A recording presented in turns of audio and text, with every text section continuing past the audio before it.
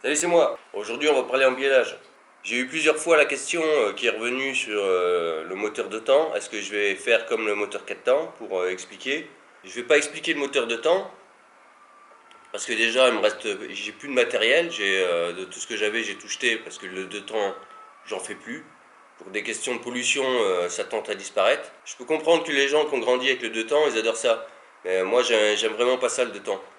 Quand j'avais ma 125 NSR, à 16 ans, je savais même pas ce que c'était le deux temps. Tout ce que je savais, c'est que je mettais un litre d'huile tous les deux pleins. Et la première fois que j'ai été faire ma révision des 10 000 km, le gars il m'a dit il fallait changer le piston tous les 10 000. Donc moi, une machine où tu changes le piston plus souvent que les plaquettes de frein, c'est pas pour moi. Et on me pose aussi la question sur la préparation. Est-ce que je peux faire des tutos préparation? Donc moi, c'est pas mon domaine la préparation. Tout ce que je fais, c'est remonter des pièces d'usine, du constructeur.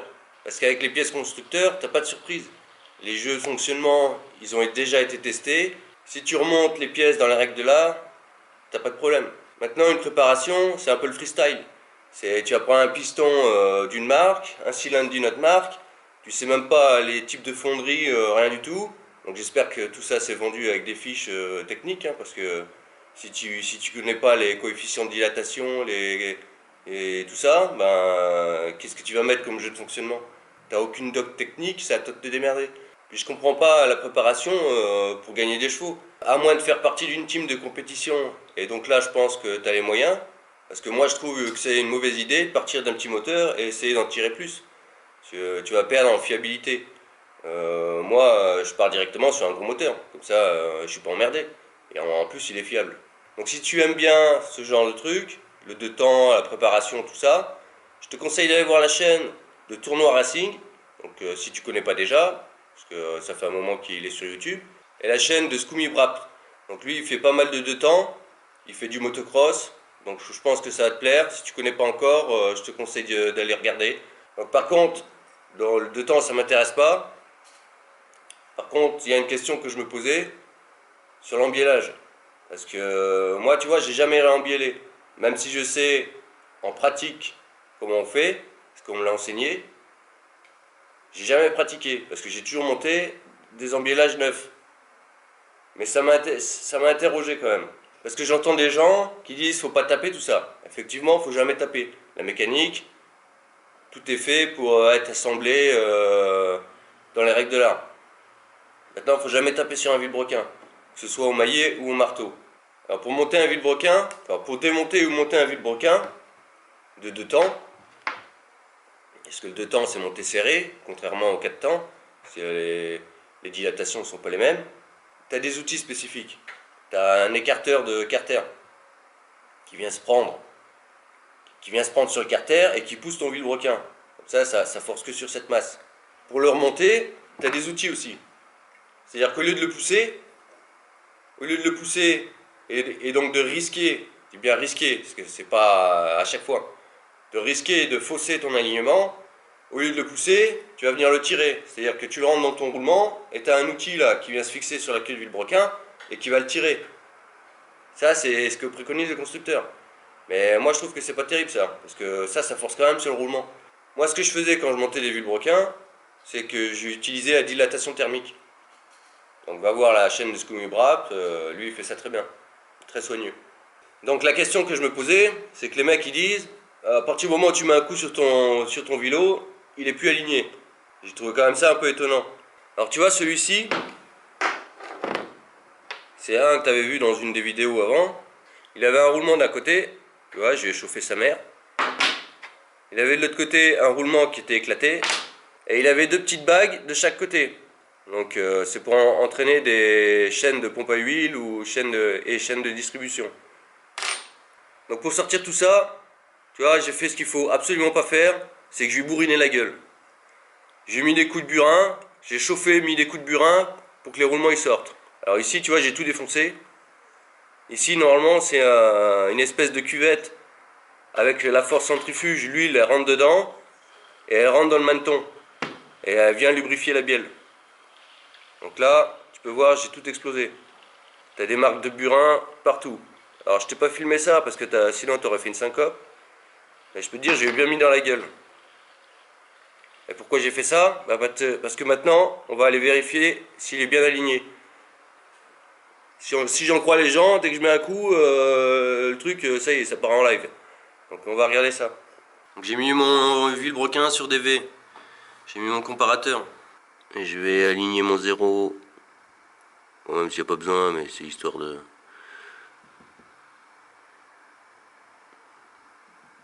Histoire de voir un peu mieux. Je fais tourner mon vilebrequin.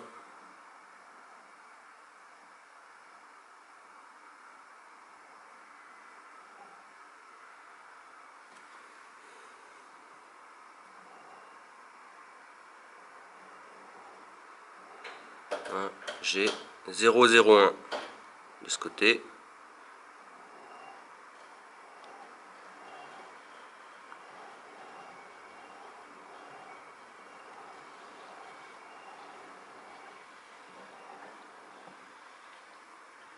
J'ai 0,01 de ce côté, donc dans les tolérances.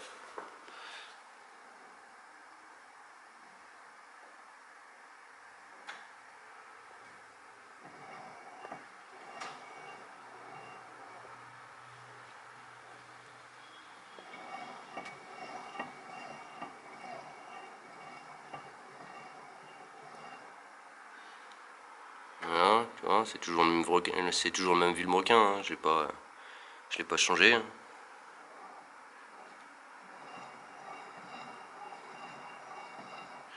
On va regarder de l'autre côté.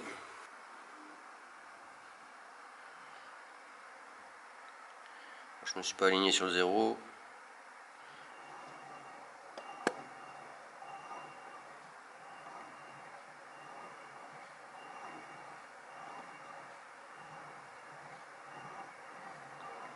Il n'y a rien, il y a 0. Il y a moins de 0,01. On va quand même regarder en queue de vilebrequin.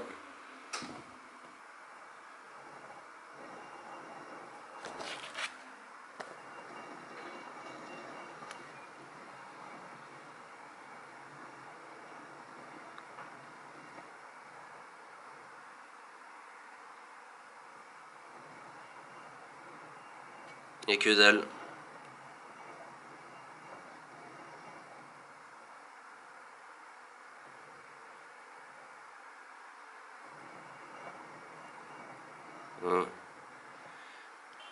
Donc tu vois, j'ai mis dans la gueule. Donc les gens, il faut jamais faire ça.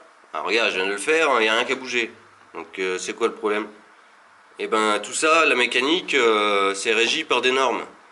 C'est-à-dire qu'il y a des gens, ils sont payés pour faire la misère à toute la mécanique, tu vois, aux matières, tout ça. Donc eux, ils font des tests, ça donne un résultat, ils en font une conclusion, et puis les constructeurs font en sorte que tout ça, ça soit costaud. Tu vois, dans ton embiellage, c'est des pièces rapportées. C'est-à-dire que pour une question économique, les pièces, elles sont usinées séparément, et puis elles sont assemblées. Donc là, ton maneton, il est rapporté à ta masse. Rapporté, c'est-à-dire qu'il a été inséré. Avec du serrage. Du serrage, c'est-à-dire que la pièce qui est à l'intérieur, elle est légèrement plus grosse que l'alésage de cette pièce. Donc ce qui fait que, une fois qu'elle est à l'intérieur, ça ne peut plus bouger. Mais il y a des normes pour ça. Parce que moi, je vois des mecs enlever des manetons, refoutre des manetons, mais sans mesurer quoi que ce soit. Donc il y a des règles à respecter pour que tout ça, ça tienne bien, parce que ça doit retransmettre un couple. Donc les mecs, quand ils réembiellent, s'ils mettent un petit coup de maillet et que ça se barre en couille, c'est qu'ils ont mal réembiellé. Donc tu vois là sur internet, il y a un tableau des normes ISO. Alors ISO, c'est les normes constructeurs, tout ça. Donc tu as pièce mobile l'une par rapport à l'autre. Pièce dont le fonctionnement nécessite un grand jeu, dilatation, mauvais alignement, portée très longue.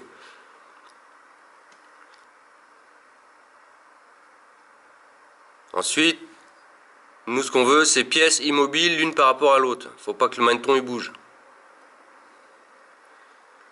Donc tu as deux cas, démontage et remontage possible sans détérioration de la pièce. L'ajustement ne peut pas transmettre d'effort. mise en place possible à la main, mise en place possible au maillet. Donc c'est pas notre cas. On est toujours dans pièces immobiles l'une par rapport à l'autre. Démontage impossible sans détérioration des pièces. L'ajustement peut transmettre des efforts. Mise en place à la presse.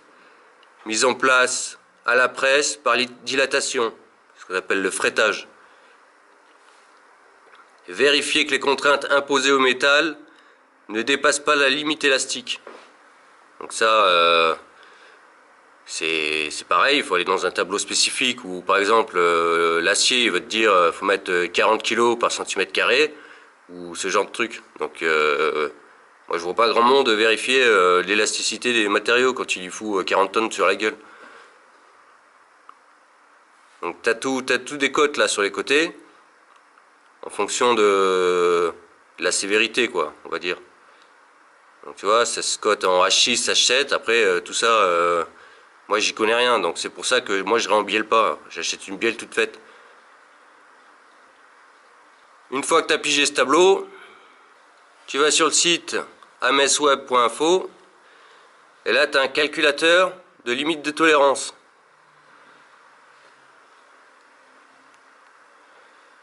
C'est-à-dire que tu vois là, alors ça par contre c'est en anglais, donc tu as ton arbre et tu as ta frette. Donc ta frette c'est-à-dire ta pièce autour quoi. Et là, la jonction des deux, ça va être ta tolérance par rapport au tableau de tout à l'heure. Donc là, tu vois, dedans tu rentres par exemple 10 mm, l'axe que tu vas insérer. Ta tolérance, alors tu as vu que tout à l'heure il y avait plein de cotations.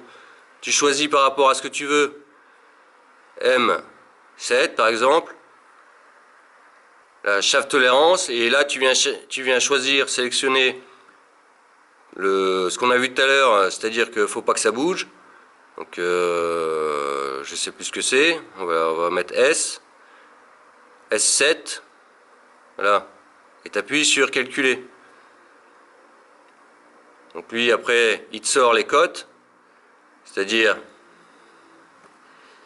qu'il va te dire ton axe il faut qu'il fasse de 10,023. Ton axe, il faut qu'il fasse de 10,023 à 10,038. Ta frette, il faut qu'elle fasse 10 au minimum, 9,985. Et tout ça, quoi. Et tout est expliqué. Donc moi, je veux bien que les mecs ils réembiellent en se disant je vais faire comme ça, je pense que c'est bon. Et moi, la mécanique, à mon avis, c'est pas ça. Tout doit être calculé, testé. Les constructeurs, ils ont déjà fait ça pour nous. Il n'y a plus qu'à se servir de leurs calculs. Donc après, je veux bien que ça fonctionne avec la presse Lidl à 30 balles. Ton embiellage, il va tenir pour les petites cylindrées. À partir du moment où tu vas commencer à rentrer dans du sérieux, des grosses machines et tout ça, là, il va falloir un sacré matériel.